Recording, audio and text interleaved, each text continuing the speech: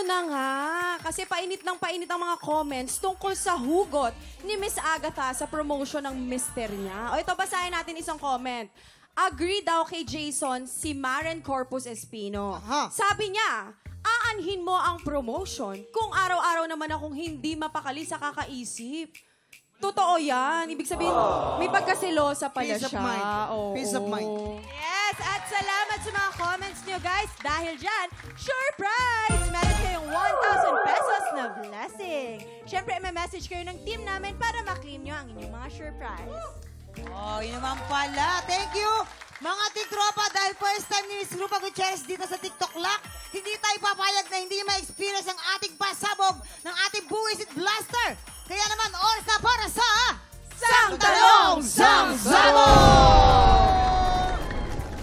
Kaya naman, Day Rofa, ang tanong ko sa iyo, Day Rofa, magpapasabog ka na ba, Day? Magpapasabog ako ng pera pag nanalo ako!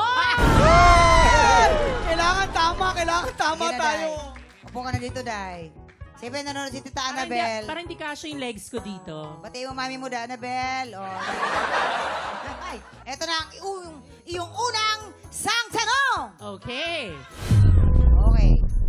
Nang minsang kumain ng isang spicy food, ay naduwal at nauntog. Okay, ulitin natin, ha? Okay. Nang minsang kumain ng isang spicy food ay naduwal at nauntog sa lababo ang actress na si Aiko Melendez. Okay. Anong spicy food ang naging dahilan ng pagka-aksidente ni Aiko? Oh. A. Spicy ramen. B. Spicy chicken wings. Spicy ramen. Talaga ba? Opo, napanood ko po ito sa vlog ni Miss Aiko. Nasa Japan po sila nito. Japan! Yes. Japan. Gusto niya ng authentic na Japanese ramen. Pumunta sila ng Japan. At doon siya nauntog, ha? Opo, nauntog po siya, Mang. At saka talagang sumakit daw talaga yung ano niya. Sa lababo ng throat Japan, niya. ha? Opo, sa lababo po ng Japan. Kasi, Mamang, bukod sa spicy ramen, meron pa palang secret ingredient ito. Ano yun? Spicy thumbtacks. Kaya parang naduwal siya. Hindi niya kinaya. Kailangan isuka niya talaga. Hindi ito, safe. So, sa lababo talaga ng Japan, ha? So, Desne, Hindi nakakapaniwala. Kuya Kim, ikwento mo. Hindi niya mabobola si Rufa pag si Ay ang pinag-uusapan. Aiko. Aiko. Makinig muna! Makinig muna! nakikinig. Hindi niya mabobola si Rufa pag si Ay ko ang pinag-uusapan. Si Aiko kasi naniniwala sa farm to table. Halatang di nakikinig. Farm to table. Apo. So, ibig sabihin, bago pa niya iluto yung manok, hinuli muna niya. Sige, At push nung hinuli niya yung manok, nadapa sa nasugatan. Dito. Ayun. Nahilo.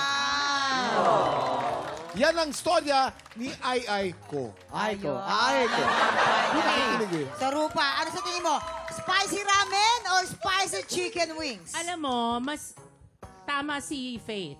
Yes. Ramen. Pero kasi mali si Kuya Kim, hindi siya dito nasugatan sa may mata nasugatan Ayan, si Aiko. Doon sa lababo sa kusina niya, na-stress siya, and dito siya nagkaroon ng mark. Because of the ramen. So, spicy ramen. yes, spicy Alright. ramen. Tignan natin, spicy ramen, kabog or sabog in... 5, 4, 3, 2, 1!